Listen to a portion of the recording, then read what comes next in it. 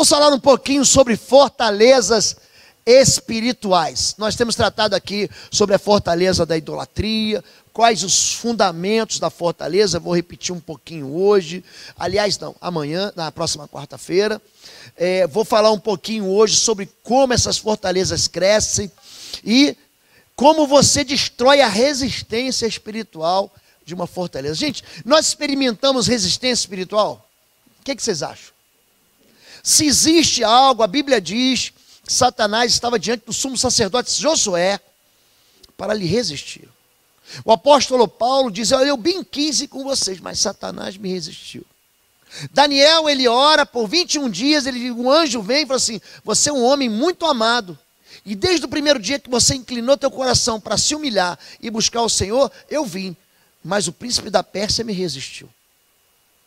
Nós achamos, muita gente acha que é só chegar e orar e Deus já ouviu. Queridos, existe algo chamado perseverança. Quando nós falamos sobre isso, a própria Bíblia diz em Êxodo 7, 1 a 2, que Deus dá uma autoridade para quem? Para Moisés sobre o faraó. O Senhor disse a Moisés: veja, eu faço você como um Deus para faraó. Você falará tudo o que eu mandar, e seu irmão Arão falará ao faraó, para que este deixe os filhos de Israel partir de sua terra. Desse modo, os egípcios saberão que eu sou o Senhor, quando eu estender a minha mão em cima do Egito e fizer os filhos de Israel sair do meio dele. Deus está falando o seguinte, quando ele fala, eu te fiz como um Deus, com letra maiúscula, ele fala o seguinte: estou te dando uma autoridade. E tudo que você comunicar lá, tudo que você falar, onde a tua vara se levantar ou tocar, ali vai ser o poder do Senhor.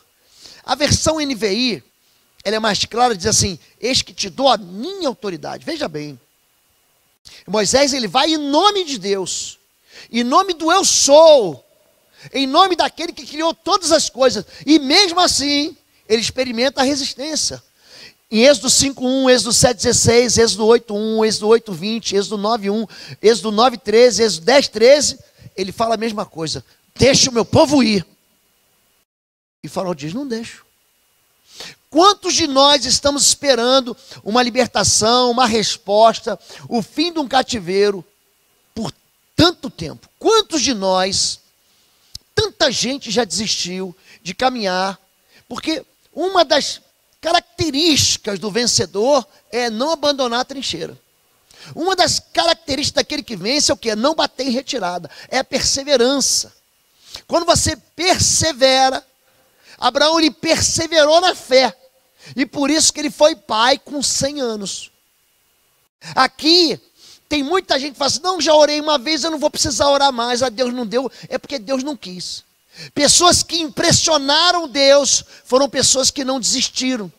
A mulher Ciro-fenícia, ela vai gritando e gritando e gritando, os discípulos querem despedir ela, Jesus diz: eu não vou te dar, não é lícito dar o pão dos filhos aos cachorrinhos, ou seja, isso não é para o seu bico, isso é muita areia para o seu caminhão. Ela não desiste, até que Deus diz assim para ela: você mudou, eu mudei de ideia. Ela fez Jesus mudar de ideia, e ali Jesus fala assim: mulher, grande é a tua fé. Aquela mulher que toca no manto de Jesus, era mulher que ela estava segregada por uma enfermidade. O judeu, ele é muito preocupado com essa questão de pureza nos alimentos, pureza espiritual, e ela então se achava imunda, porque ela tinha um fluxo de sangue, já havia 12 anos, tinha perdido todo o seu dinheiro, tinha gastado tudo que podia com os médicos, mas então ela se esconde, e ela vai atrás de Jesus e toca no manto dela. Perseverança, ela é curada. Às vezes a gente quer fraquejar. Jairo chama Jesus, diz: Jesus, minha filha está doente. Ele fala: vou lá. Só que essa mulher que segurou no manto de Jesus, Jesus para dizer que grande era a fé dela. E alguém diz para ele assim: não incomode mais o mestre, tua filha morreu. Aí Jesus diz assim: persevera. Ouço, não liga para o que eles dizem. Pessoa que alcança a vitória é gente que não fica dando ouvido para os outros, para todo mundo que quer desfocar você. Segue em frente. E chega lá e Jesus ressuscita a filha de Jairo. A perseverança faz com que você insista numa porta que está fechada e ela vai se abrir. Porque aquele que bate, a porta se abrirá. Essa é a verdade bíblica. Existe uma solução para tudo. Existe solução até para a morte. Aliás, todas as vezes que Jesus chegou no enterro, ele acabou com o enterro. Toda vez que ele chega atrasado, ele chega no enterro, ele ressuscita o morto. Ele chegou atrasado, ressuscitou a filha de Jairo.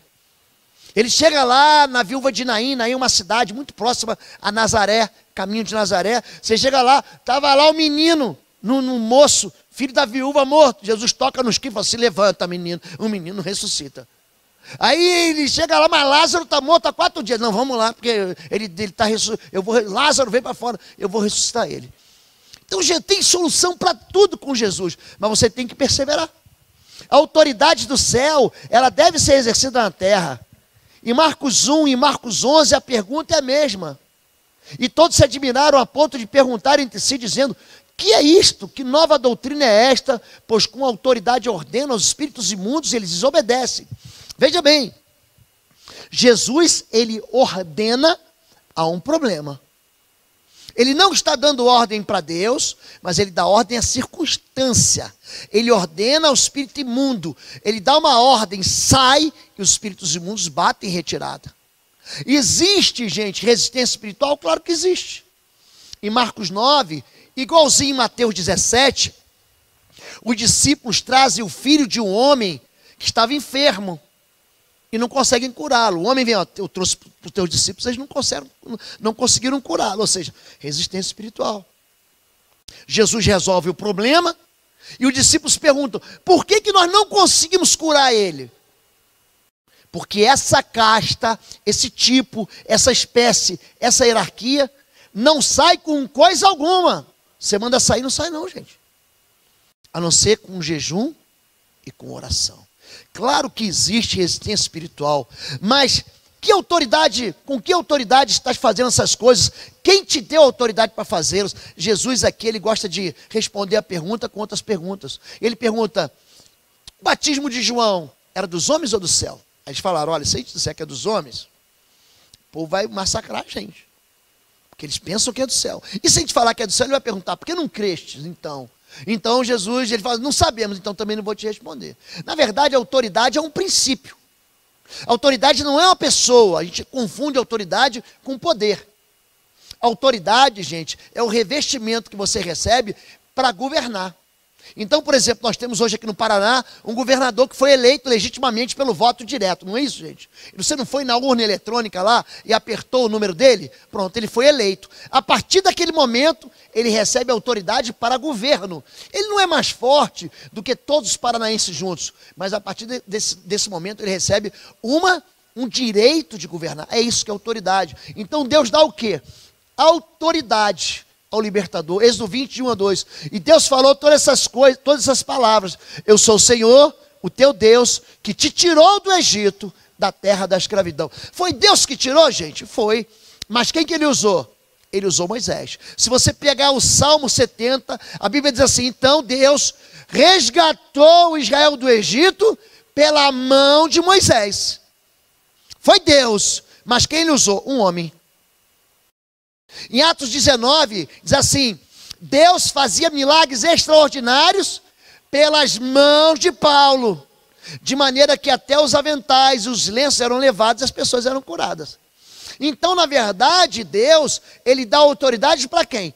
Para o homem exercê-la em seu nome aqui na terra. Por isso que ele diz, eu te dou a chave do reino dos céus. A chave é uma metáfora de autoridade. Assim como a vara, não poupe a vara ao seu filho, é uma metáfora de autoridade, de disciplina. Não é para você ser brutal, nem cruel com o seu filho. É para você corrigir ele. A espada é uma metáfora de autoridade do governo civil. O governo, Romanos 13, é a espada para punir o malfeitor. Aqui ele está dizendo, eu te dou a chave do reino dos céus. O que você liga na terra é ligado no céu. Eu já expliquei para vocês que ligar é que nem um botão de tomada. Você não tem um botão da tomada na sua casa? Você não vai lá e liga a luz, quando você liga, não aparece, não entra uma energia? É a mesma coisa. Quando você liga na terra, o mundo espiritual no céu responde a você. É isso que ele está dizendo. A autoridade Deus dá para quem? Para mim e para você. Enviou-me a restaurar os contritos de coração, a proclamar liberdade aos cativos e a abertura de prisão aos presos. Pastor, o senhor está citando aí Isaías 61:1, é uma autoridade que foi dada para Jesus. Sim, mas Jesus pega essa autoridade e ele redistribui sobre a igreja. Em Lucas capítulo 10 ele diz: eis que vos dou autoridade para pisar em serpentes, escorpiões e todo o poder do maligno, e nenhum dano vos fará. Ou seja, essa história de retaliação, ela não encontra eco na Bíblia. Ah, pastor, estou sendo retaliado. Não existe nenhum versículo bíblico que ampare ou que tenha eco, que diga assim: você vai trabalhar em intercessão, em oração, e você vai ser retaliado. Isso, na verdade, é uma doutrina espírita que entrou dentro dos arraiais evangélicos, fica um monte de crente com medo disso, de ser retaliado. Você vai ver na Bíblia, 1 João capítulo 5, verso 18, diz: aquele que nasceu de Deus não anda em pecado, Deus o guarda e o maligno não lhe toca. Não é que eu levantei a mão, aceitei Jesus e agora o maligno não me toca. Não é isso que está escrito. Está escrito que quando você nasce de Deus, você não anda em pecado. A única coisa que autoriza o mundo espiritual a tocar em você é o pecado. Pastor, eu sou crente, por que o mal me tocou? Duas razões: ou você está sendo provado como Jó foi provado, ou então você está em pecado. E aí você, é o que a Bíblia chama de brecha. Em Isaías 58, Deus fala o seguinte: eu farei de vós reparadores de veredas, eu farei de vós restauradores de brechas para o meu povo. Em Ezequiel capítulo 22, verso 23, Deus fala o seguinte: eu busquei entre vós um intercessor e não encontrei. Eu não encontrei ninguém na brecha, por isso o meu juízo vai cair sobre a terra. Eu já ensinei aqui na igreja, a palavra intercessão, paga, essa palavra que se usa, paga, ela significa encontro. Ou você vai se encontrar com Deus para pedir misericórdia pelo povo, é isso que acontece em Êxodo 32, Deus diz: sai, Moisés, eu vou acabar com a raça desse povo e vou fazer de ti uma grande nação. Ele fala: não, Deus, o que vão fazer? Ele entra na frente e ele peita Deus, como quem diz assim: Deus, o que vão falar do Senhor, se eu trouxe a gente do Egito para matar aqui no deserto? Ou então a palavra intercessão, paga, é um conflito, é um encontro com as forças das trevas, para quê? Colidir violentamente para resistir à ação das trevas. A Bíblia diz, em Lucas capítulo 22, Jesus fala com Pedro: Pedro, Satanás te pediu para te cirandar como trigo, mas eu intercedi por ti, para que a tua fé não desfalecesse. Ou seja, é um encontro com Deus para pedir misericórdia e fazer paz, ou é um encontro com as trevas para você enfrentar e fazer guerra. Entenderam isso? Aqui, o que está acontecendo? Deus está dando para Moisés uma autoridade para ir lá e libertar de um cativeiro um povo que está lá há 400 anos. Mas ele não vai ter moleza. Tem muita gente que desiste no primeiro tropeço, no primeiro não. Gente, tem pessoas que não conhecem a realidade espiritual e acham que tudo vai acontecer. Não, é que vai ser sopa, vai ser moleza. Sim, vai ser moleza se você perseverar em fé. Vai ser moleza se você não desistir. Vai ser moleza se você mantiver os seus olhos fitos no Senhor. Vai ser moleza se você entender que o inimigo não vai sair assim dando risada, tchau. Ele resiste. Ele resiste. Enfermidades, já repararam como as enfermidades, elas são resistentes? Você já notou isso na Bíblia? Em Lucas capítulo 13, verso 10, diz que havia uma mulher possessa de um espírito de enfermidade, encurvada havia 18 anos. 18 anos estava lá aquele espírito. A mulher com fluxo de sangue estava lá há 12 anos. Havia um homem aleijado no tanque de Betesda há 38 anos. Em João capítulo 5, Jesus conta a história dele. Levanta e anda, ele queria conversar. Não, é porque vem um anjo, toca na água, e quem cai na água primeiro é curado. Jesus, o que você quer que eu te fale? Levanta e anda. Gente, você vai ver que 14 versículos depois, Jesus encontra com ele no meio de uma festa. Aleijado não entrava em festa. Não podia nem no pátio para adorar. Jesus olha para ele e fala o seguinte: vejo que já estás curado. Vai e não peques mais, para que coisa pior não te aconteça. A gente acha que o pecado não produz nada na vida da gente. Mas na verdade o pecado produz sim infiltração de ações malignas, inclusive de enfermidade. Então a resistência espiritual, ela existe. Mas Deus dá para a gente o quê? Autoridade para dissolver a resistência. E aqui eu quero falar sobre essas 10 resistências. Eram 10 ídolos que eram adorados no Egito. Deus dá para Moisés a autoridade para ele libertar o cativeiro. Ele diz em nome de Jesus, seria mais ou menos isso nos tempos de hoje, no Novo Testamento. Mas ele diz assim diz o Senhor, deixa o meu povo ir. E o faraó diz, não deixo, ele resiste. Então o que ele faz? Ele lança uma voz e vai derrotar, ele vai destruir, ele vai desautorizar cada um daqueles ídolos do Egito. A primeira coisa que acontece, a água é transformada em sangue. Então, o que significa isso na vida de hoje, no meu mundo contemporâneo? Cuidado com as alianças inúteis. Êxodo 7:20, e todas as águas do rio se tornaram em sangue. Jeremias 2:13 diz, o meu povo cometeu 2 crimes, me abandonaram a mim, a fonte de água viva, e cavaram suas próprias cisternas rachadas que não retêm água. Ele está dizendo que o povo abandonou a aliança com Deus e foi buscar uma outra aliança. Por que o mal me toca? Porque eu abandonei Deus para buscar uma outra fonte de alegria. Eu gosto de fazer o seguinte exemplo. Deus não é fonte de águas vivas, de água mineral. Imagina você estar bebendo água nessas fontes de água cristalina, água mineral, aquela água geladinha. Vou beber. Mas então, em vez de você beber água na fonte, você vai na privada da sua casa. Já bebeu água da sua privada? Já bebeu? Você vai lá na privada e bebe água.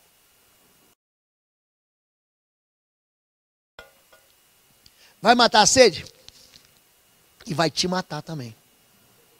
As alianças inúteis nos afastam do Senhor. E é isso que ele está dizendo. Quando ele fere o Nilo, o Egito achava que o Nilo era um deus com letra minúscula. Eu estive no Japão e fui pegar em Handa, que é do ladinho de Fuji. E o Monte Fuji, você sabe qual é. O japonês, ele cresce, ele acha que Jesus é Papai Noel. Só para você ter uma ideia de como é que aquele país precisa ser evangelizado.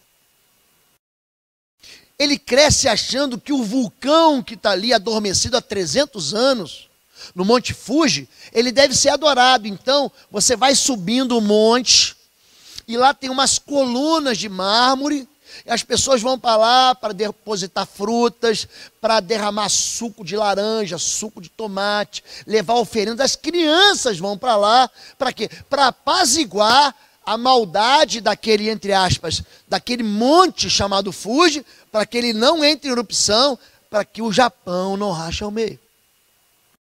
Alianças inúteis, pactos inúteis, são acordos espirituais de caráter perverso, que em vez de trazer bênção, trazem maldição. É gente que confia na fitinha do Senhor do Bonfim. É gente que confia, bota confiança na pirâmide, nas cores da cromoterapia, coloca, enfim, acha que o búzio vai dar sorte, acha que carregar no bolso uma ferradura. Tem algo mais ridículo do que isso? Aquele chaveiro com pé de coelho. Número 2, rãs, é da boca que procede bênção e maldição. Êxodo 8:6, e subirão rãs, cobrirão a terra do Egito. A palavra rã, quando aparece a palavra rã na Bíblia, ela é ligada ao quê? A maldição que sai da boca, a um espírito maldito que sai da boca. Apocalipse 16:13, então vi saírem da boca do dragão, da boca da besta e da boca do falso profeta, ou seja, a trindade satânica, 3 espíritos imundos semelhantes a rãs. Preste atenção no que eu vou dizer, cuidado com o que você fala, cuidado com as coisas que você diz, cuidado com a maneira como você critica seus filhos, cuidado com a forma como você amaldiçoa sua própria vida, seu próprio casamento, seu próprio futuro, seu próprio ministério. Tem muita gente que ignora o poder da palavra de Deus. E muita gente ignora o poder da palavra na sua própria boca. Pelas suas palavras você vai ser condenado, e pelas suas palavras você vai ser justificado. Jesus diz, olha, de toda palavra frívola que sair da boca do homem, ele vai dar conta no dia do juízo. Deus aqui, ele está fazendo cessar, ele está aniquilando, ele está dizendo, havia um espírito imundo, que era manifesto através de um ídolo que tinha a cabeça de uma rã, e que eles adoravam naquele tempo. Ele está julgando, ele está sentenciando, ele está destruindo a força desse espírito imundo. Hoje, querido, como é que a gente anula isso? Transferindo da nossa boca para aqueles que estão adiante de nós palavras de bênção. Eu não sou autorizado a amaldiçoar ninguém. A Bíblia diz que se o teu irmão te amaldiçoar, abençoa ele. Você nem diz assim, está amarrado em nome de Jesus. Você abençoa ele, você fala bem dele. Gente, como eu experimentei isso durante um tempo da minha vida. Eu ouvindo gente falando mal, eu falo assim, mas eu falo bem. Você, quando devolve o mal com o bem, você se torna filho de Deus. Ore pelo que te persegue, abençoe o que te amaldiçoe. É assim que você responde para você ser identificado do mundo espiritual como filho de Deus. Número 3, piolhos. Espíritos imundos se alimentam de lixo. Está aqui o piolho, ó, que coisa feia, gente. Estende tua vara e fere o pó da terra para que se tornem piolhos por toda a terra do Egito. Gênesis 3,14, o Senhor Deus declarou à serpente, maldito é você, sobre o seu ventre você rastejará, pó comerá todos os dias da sua vida. O piolho veio do pó da terra. O piolho, ele gosta de sujeira, ele suga, ele vai tirar de você, ele vai tirar a tua energia, o teu sangue, ele é um parasita. Cuidado, querido, porque espírito imundo se alimenta de pecado, se alimenta de ódio, se alimenta de amargura, se alimenta de culpa, se alimenta de vontade de fazer justiça com as próprias mãos, se alimenta de ciúme, se alimenta de inveja. Ele gruda em você, ele fica ali sugando a tua vida e parasitando você. Número 4, moscas. Feridas atraem também espíritos imundos. E o Senhor fez assim, e vieram grandes enxames de moscas, e a terra foi corrompida desses enxames. Segundo Reis, de 1-2, certo dia Acasias caiu da sacada do seu quarto do palácio de Samaria, e ficou muito ferido. Olha, ele está ferido. Então enviou mensageiros para consultar Baal-zebub, deus de Ecrom, para saber se ele se recuperaria. O que isso tem a ver, pastor? Tudo. O mal, ele parasita em cima da enfermidade. Já viu quando a mosca fica em cima do animal, da ferida do bicho, a ferida do gado, ele fica ali em volta daquela ferida? É isso que acontece. A palavra Baal-zebub é a mesma palavra de Lucas 11, de Mateus 12, Beelzebu, príncipe do esgoto, príncipe do lixo, príncipe das moscas. Quando nós mantemos abertos uma ferida e nós nos recusamos a tratá-la, as moscas é que ficam ali em volta.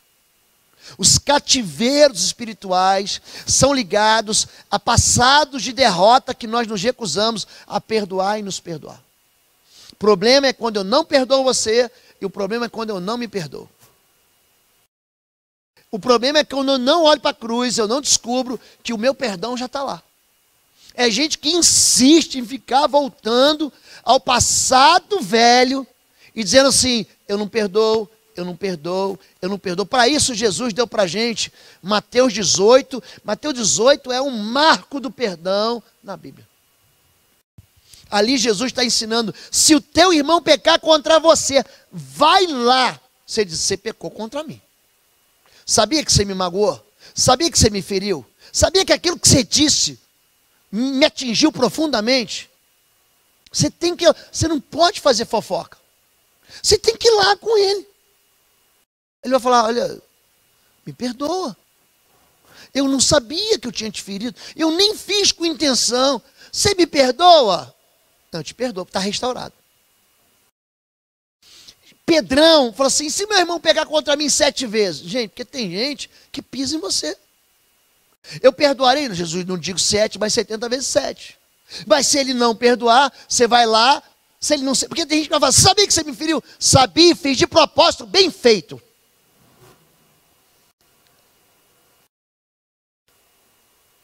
Então, peraí que eu já volto.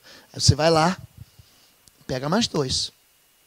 E você tem 2 testemunhas, você está vendo aqui. Ele me feriu, ele não pediu perdão. Foi mesmo. Aí depois disso você chama a igreja e trata ele como um gentio. Como é que você trata o gentio, gente? Você prega o evangelho para ele de novo. Pronto, ele não entendeu nada ainda. É isso que ele tá. Então vamos se abandonar, para você segregar, para você excluir. Não é isso que a Bíblia está falando. A Bíblia está dizendo para você o quê? Então vamos começar do zero. Tem um marco zero? Você lembra disso? Você jogava disso? Lembra que você jogava os dados? Aí tinha aquela que às vezes, volte ao princípio, você ia lá de novo. E tem aqueles azarados, né? Que quase estão chegando na linha de chegada, volte para o início. Pelo menos é melhor do que monopólio, né? Monopólio você é para prisão. Fique na prisão por 3 rodadas. Tem gente que é assim. Gente, o que prende a gente é o passado. Se você não consegue resolver o passado com o teu pai, com a tua mãe, com o teu irmão, com a tua igreja, com a tua empresa, com as decisões que você tomou, com o traçado que você deu na sua vida, queridão, você não consegue caminhar. E o interessante é que você vê gente construindo velho. Velho, gente velha, gente que já passou da idade. Gente que não dá mais para nada. Abraão começou depois de velho. Caleb começou depois de velho.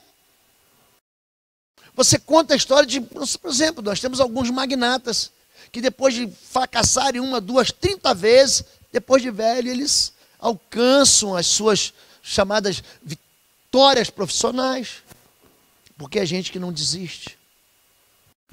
A mosca, gente, ela vai ficar rodando e vai te envergonhar, a ponto de você colocar uma mordaça na sua boca e você querer esconder de todo mundo a sua ferida. E enquanto você não traz a ferida à tona, não tem cura e a mosca está lá. Número 5, peste, a dureza do coração e a ruína financeira. Êxodo 9:3, eis que a mão do Senhor será sobre teu gado, que está no campo, sobre os cavalos, sobre os jumentos, sobre os camelos, sobre os bois e sobre as ovelhas, com pestilência gravíssima. Êxodo 10:7, logo depois, aqui na quinta peste, eles aqui vão reclamar.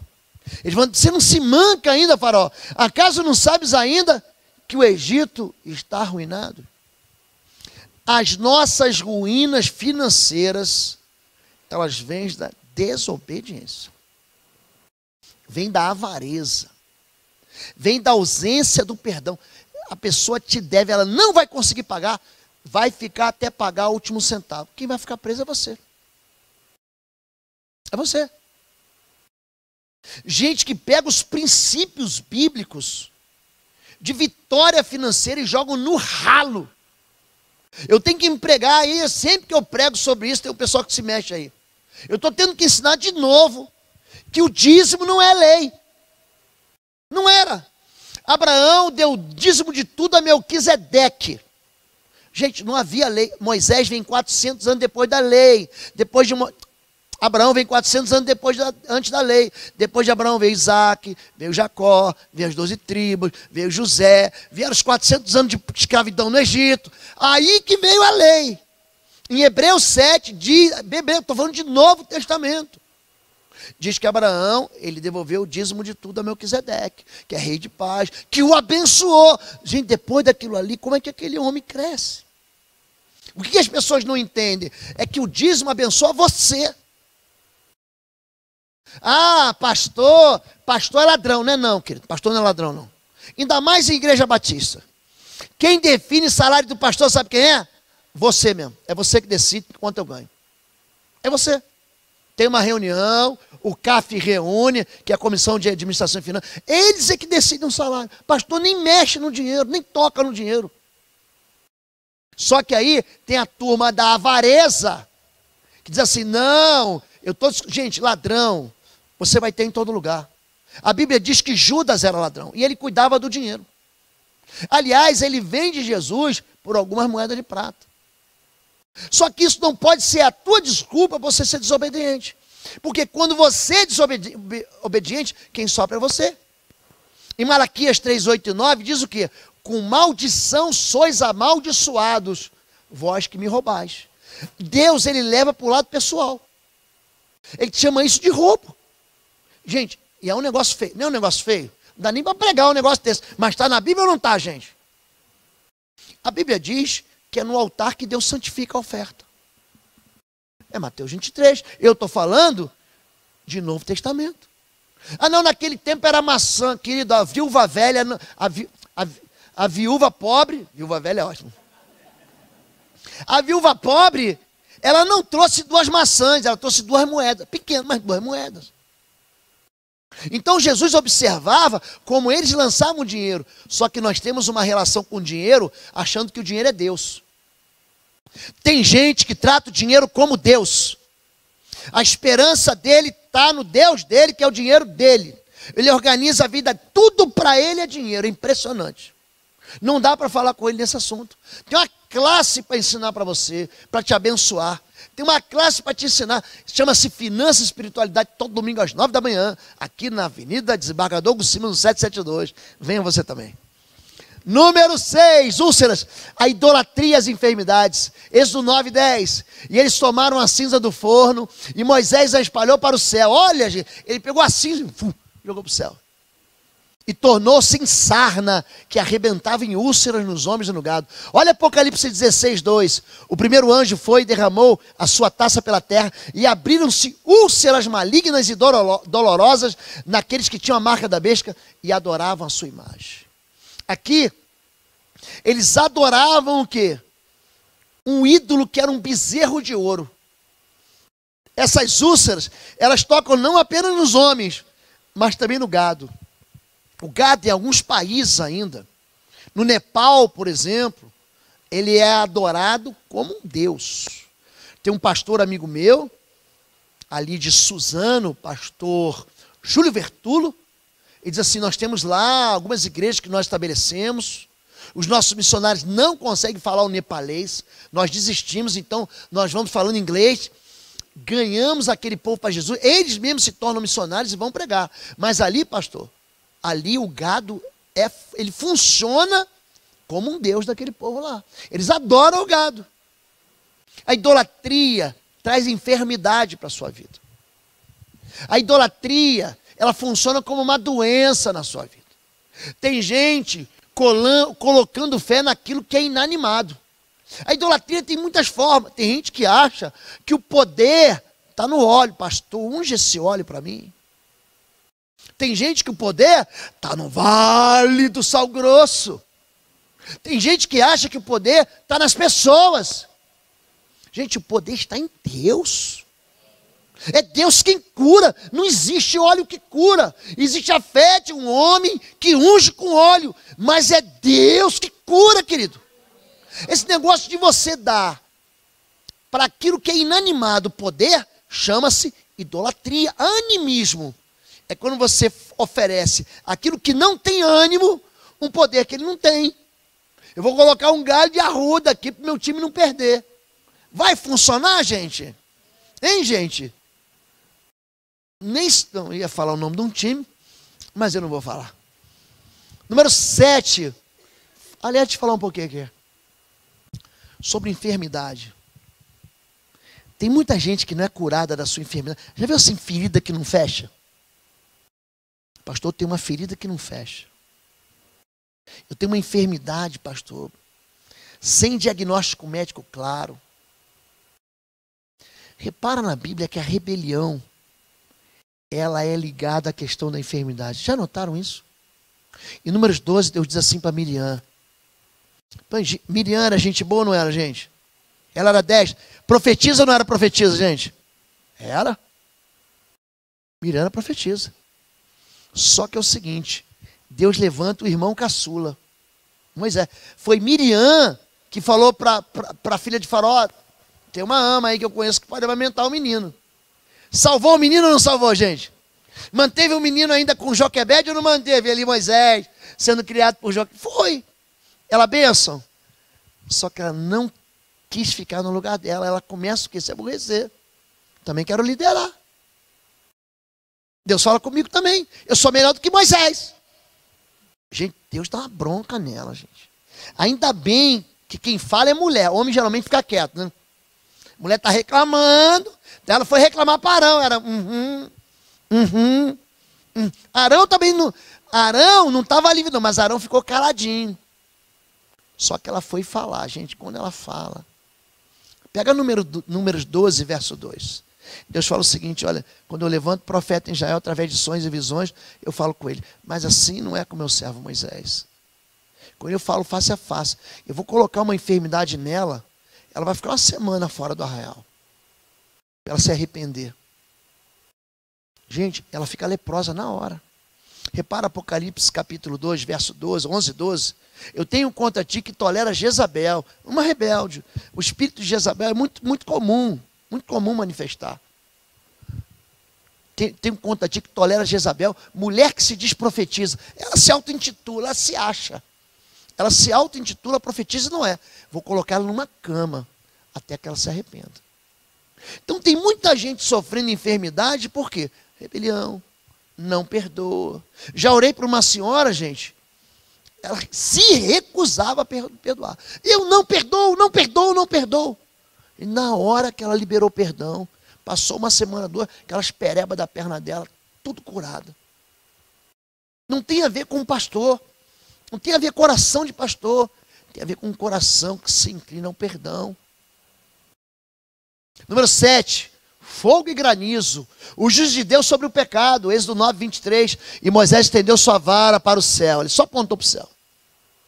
Só apontou para o céu, não falou nada.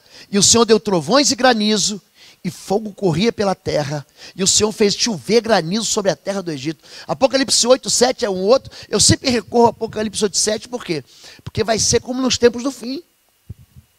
O primeiro anjo tocou sua trombeta, e correu grande precipitação de granizo e fogo, misturado com sangue, os quais foram lançados sobre a terra. E assim 1/3 de toda a terra foi queimado, e também 1/3 das árvores de toda a relva verde existente. O livro de Jó, como é que a Bíblia, né, ela se complementa, diz que Deus tem guardado no céu, as pedras de granizo para o dia do juízo. Gente, vai ser uma agonia. A Bíblia está dizendo que 1/3 das árvores e daquilo que tem de verde vai acabar. Você já imaginou na fome que nós vamos experimentar? Já imaginou na inflação que nós vamos ter? Vocês estão achando que essa crise aí é difícil? Gente, nos tempos de fim, quando Deus traz juízo sobre o pecado, ninguém segura Deus. Ninguém, porque Deus é fogo consumidor. Ele está falando o seguinte, que a resistência vai cair por terra. Deus vai julgar o pecado. Você acha que você está sendo perseguido por alguém? Você está sendo aprisionado por alguém? Tem alguém prendendo você? Tem alguém impedindo o seu crescimento? Gente, horrível coisa é cair nas mãos do Deus vivo. Número 8. Gafanhoto. O amor a mamon, a raiz de todos os males. Êxodo 10, de 13 a 15, o Senhor fez soprar sobre a terra um vento oriental pela manhã. O vento havia trazido os gafanhotos, devoraram tudo que o granizo tinha deixado. Toda a vegetação, todos os frutos das árvores, não restou nada. Quando nós mandamos tropas ali para Ruanda, havia uma guerra civil, e aí um capitão, amigo meu que foi para lá, ele mostrou para mim fotos de Ruanda. Eram 2 tribos que estavam numa guerra civil, os Tutsi e os Hutus. Uma confusão, gente. Assim as famílias morriam, assim, todas enfiadas numa mesma lança. Pai, mãe, filhos, tudo no rio. Aqueles rios viraram depósito de gente morta. Tinha enfermidade, não havia água para beber, uma confusão. Aí ele conta que quando as multidões passavam, ele disse que ele estava num hotel, e veio um bolsão de milhões de pessoas fugindo da guerra. Então eles não tinham, a guerra vinha para cá, eles fugiam. Eles vinham caminhando. O que eles encontravam, eles comiam. Ele falou assim, tinha uma árvore em frente ao hotel. Aquelas pessoas entraram, passaram. E quando aquela multidão de 1 milhão de pessoas passou, não havia nada. Não havia folha, não havia fruto, não havia flor, não havia galho, não havia tronco. Eles levaram tudo. Em Juízes capítulo 6, a Bíblia diz que o povo de Israel fez o que era mal aos olhos do Senhor. Então ele mandou os midianitas contra Israel, que eles viam como gafanhotos. Eles devoravam toda a produção de Israel. É por isso que Gideão malhava trigo no lagar.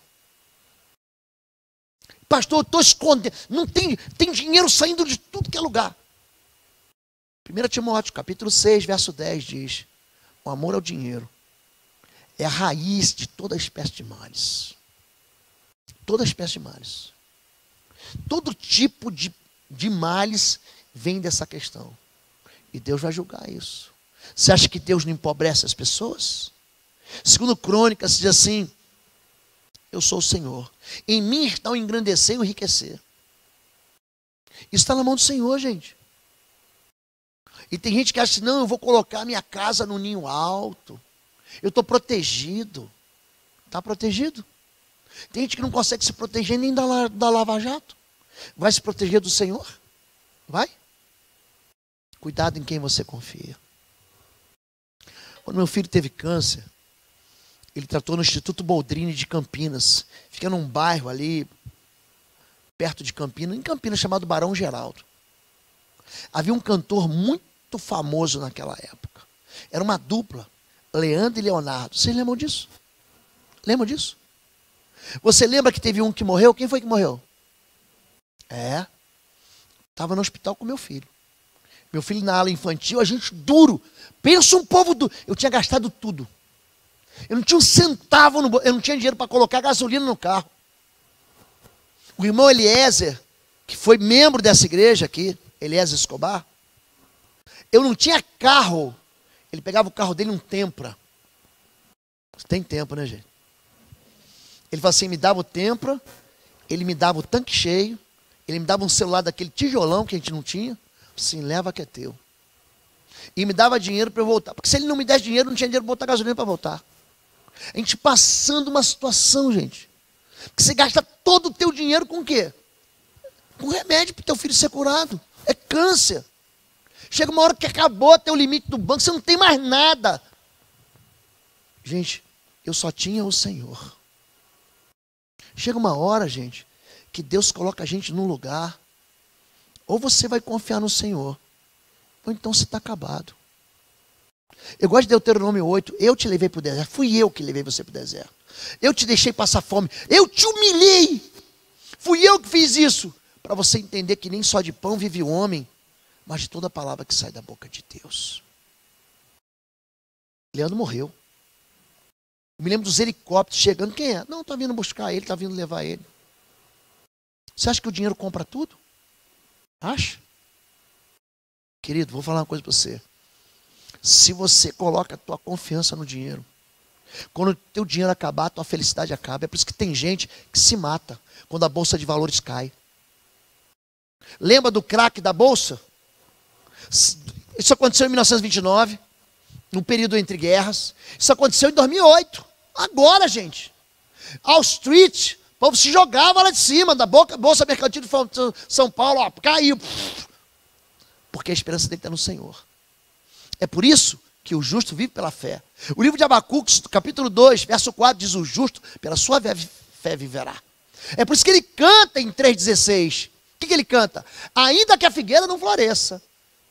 Se a figueira não florescer, você não vai ter fruto. Ainda que o produto da oliveira minta. Ainda que as ovelhas sejam arrebatadas do curral. Ainda que você não tenha o que comer, o que beber, o que vestir. Ainda assim eu me alegrarei no Senhor e exultarei no Deus da minha salvação. Agora tem gente, quando é tirado disso aqui, ó, não é resiliente, não é perseverante.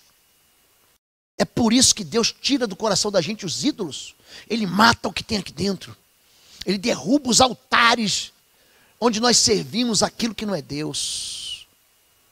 Número 9, trevas. Cuidado com Satanás. E Moisés estendeu a sua mão para o céu e houve trevas espessas. Sabe o que tem em Judas 1,6? A mesma coisa que tem em 2 Pedro 2,4. Diz que os anjos que não conservaram suas posições de autoridade. Sabe o que significa não conservar a posição de autoridade? Se rebelar contra a autoridade. Eu estava aqui no exército, falei, não quero servir aqui, eu vou servir lá em cima. Gente, eles se posicionaram contra Deus. Abandonaram sua própria morada. Eles têm guardado em trevas, presos com correntes eternas para o juízo do grande dia. Tudo que você esconde está nas trevas.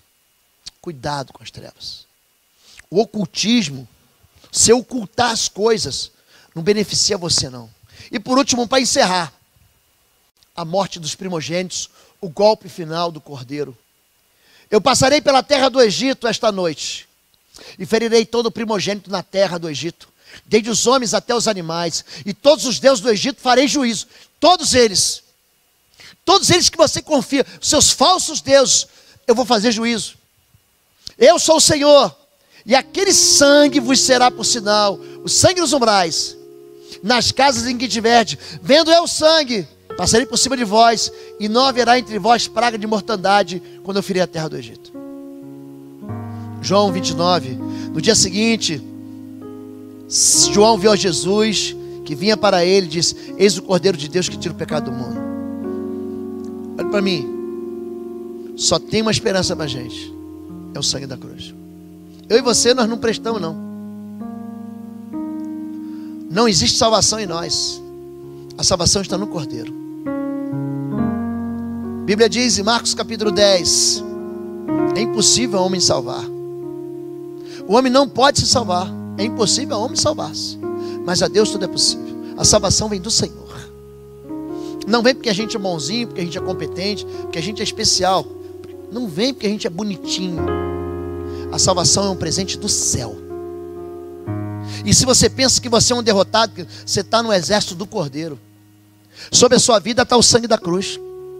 Sobre a sua vida está o sangue do Cordeiro da Páscoa. Guerrearão contra o Cordeiro. Vitória é a mensagem do Cordeiro. Apocalipse 17, 14. Vão guerrear contra Jesus, gente? Sim ou não? Sim. Vão guerrear contra a igreja? Vão. Querido, deixa de ser tolo. Deixa de ser infantil. Nós vamos passar por tribulações. No mundo tereis aflições. Não, pastor, porque eu agora sou crente evangélico e nada vai me tocar, querido. Deus prova a todos nós. Todos quanto Ele ama, o nosso Deus é um Deus que nos corrige. Tem gente que acha que não vai passar por sofrimento. Todos os homens de Deus que você conhece passaram por deserto, todos eles. Eu acho que o único homem na Bíblia que não sofre é Jabes. Ele nasce fazendo os outros sofrer, mas ele ora e Deus não traz sofrimento. O resto, e eu não estou pregando o evangelho da desgraça. Ó, pastor, só mudou o tom agora? Não, eu estou te preparando, querido, porque você precisa ouvir o evangelho da cruz. Guerrearão contra o Cordeiro, mas os cordeiros vencerá. Guerrearão contra o Cordeiro, mas o Cordeiro vencerá. Pois é Senhor dos senhores e o Rei dos reis. E vencerão com ele quem? Pergunta para mim assim, pastor, quem? Os seus chamados, escolhidos e fiéis. Você é chamado para não desistir. Chama-se fidelidade. Ser fiel, sua mulher, aos seus princípios, ser fiel. Você fica mudando toda hora de ideia. O que você acha? Ser fiel ao Senhor. Você está com Deus até debaixo d'água. Você é aquele que não vai recuar, que lança a mão no arado e não olha para trás. Então pronto, você vai vencer com o Cordeiro. Agora a gente que toda hora quer mudar, vai vencer, gente? Guerrearão contra o Cordeiro, mas eles vencerá. E os chamados, escolhidos e fiéis vão vencer com ele. Deus, ele julga ídolos. Deus, ele julga principados. Deus, ele derrota prisões. Deus, ele anula cativeiros. Deus tem um braço forte. Deus é aquele que ouve a oração do seu povo. Deus é aquele que dá autoridade para você vencer seus problemas. Deus é aquele que quer entrar na sua vida. Vamos ficar em pé em nome de Jesus. Vamos orar. Você pode orar comigo? Você quer orar comigo? Você quer convidar Deus? Deus, eu quero te convidar. Só derrotar os meus problemas. Só me tirar desse calabouço. Só arrancar essa tristeza que está dentro de mim. Tem gente que vive aprisionado na tristeza. Tira do meu coração essa incredulidade. Tira da minha vida esse sofrimento que me persegue a minha vida inteira. Eu recebi da minha mãe isso. E está aqui, eu estou passando com meus filhos essa tristeza. Você quer vencer com o Cordeiro? Vamos orar, sai do seu lugar, vem aqui à frente. Vamos levantar um grande clamor, vamos? Vamos falar com Deus assim a respeito das nossas lutas. Vamos dizer para Ele que nós não vamos desistir. Vencerão com Ele os seus chamados, escolhidos e fiéis. Vencerão com eles aqueles que têm a marca do sangue do Cordeiro. Vem para cá, chega um pouquinho mais perto. Alguém aqui essa noite precisa se consertar com Deus? Feche seus olhos. Se você precisa se consertar com Deus, só levante sua mão. Só isso, eu quero me consertar. Deus abençoe vocês. Deus te abençoe. Deus abençoe. Alguém aqui que quer fazer uma aliança com Jesus? Se você quer fazer uma aliança com Jesus, levanta a mão. Eu quero fazer. Deus abençoe o casal. Deus abençoe, Deus abençoe. Deus abençoe. Tem alguém afastado, desviado, enfraquecido. Pastor, eu preciso consertar isso com o Senhor. Levante sua mão. Deus abençoe. Deus abençoe. Existe alguém aqui hoje, que pensou em desistir. Pastor, eu estava pensando em tirar cabo da minha vida, desistir de tudo, desistir do meu casamento, desistir dos meus sonhos. Você quer perseverar? Então levante sua mão, então coloca a mão no seu coração. Eu quero perseverar. Eu quero convidar Deus para Ele fortalecer a minha vida, para eu perseverar. Pai querido, a Tua palavra não nos deixa enganados. Não deixa. A Tua palavra, Pai, é um anúncio da Tua vitória hoje, do mesmo jeito que foi ontem no livro do Êxodo, no mesmo jeito que será amanhã no livro do Apocalipse. O Senhor não muda. No Senhor não há mudança nem sombra de variação. E eu quero pedir a Tua boa mão, Senhor Deus, sobre a Tua igreja. Que o Senhor fortaleça o caminhar, os seus pés, fortalece seus joelhos, Senhor Deus, fortalece suas veredas. Não deixa o Teu povo recuar. Não deixe os Teus filhos desanimarem. Quando eles enfrentarem problemas, quando a vida lhes disser não, quando eles buscarem no Senhor e não tiverem respostas, quando a resposta demorar, não deixe o Teu povo desistir, Pai. Não deixe o Teu povo se afastar. Não deixe o Teu povo desviar os seus olhos. Pai, nós vamos perseverar até o fim, porque aquele que perseverar até o fim receberá a coroa da vitória. Pai, homens e mulheres essa noite tomam uma decisão aqui. Decisão. Eles escolhem andar com o Senhor, escolhem andar com o Cordeiro, escolhem fazer uma aliança contigo, escolhem vencer com o Teu Filho Jesus. Fica com o Teu povo, Pai, e revela a Tua bondade, a Tua misericórdia, o Teu amor. Revela o Teu poder com o Teu braço forte, Senhor Deus. Dá uma voz do Teu trono, Senhor Deus. Libera uma palavra de vitória, Senhor Deus, arrancando da vida do Teu povo aquilo que tem feito Teus servos chorarem. Eu oro assim e os abençoo em nome de Jesus. Amém e amém. Olhe para mim aqui. Persevera. Não desiste. Eu não desisto. Não desisto. Você quer vencer? Aprenda isso. Não se vence inimigo grande com arma pequena. Não usa carne. Clama a Deus, Ele é grande, você é pequeno. Se você quiser reagir, você vai se dar mal. Mas se Deus reagir por você, agindo Deus, querido, quem resistirá? Quem resistirá? Agindo Deus, quem impedirá? Deus abençoe você. Você que é visitante, você vai procurar a Central IBBR lá com o Neto, Netinho. Você vai ganhar um presente lá. Você que é visitante, veio a primeira vez, volte. Você que está caminhando com a gente, não se esqueça. Domingo pela manhã, Pastor Quecros. Domingo à noite, teremos batismo, uma grande festa aqui. Você é nosso convidado. Deus abençoe. Pastor Alan vai dar a bênção e a gente já vai sair. Então, domingo estamos aqui e eu gostaria de vê-los aqui para celebrar a chegada de novos irmãos à nossa comunidade. Estenda sua mão para cá, estamos encerrando o culto de hoje, mas o espírito de oração que permaneça sobre sua vida. Que o Senhor te abençoe e te guarde, que o Senhor resplandeça o seu rosto sobre ti, que o Senhor fortaleça a sua vida em cada um dos desafios e no fim das contas que Ele te inunde com a sua paz.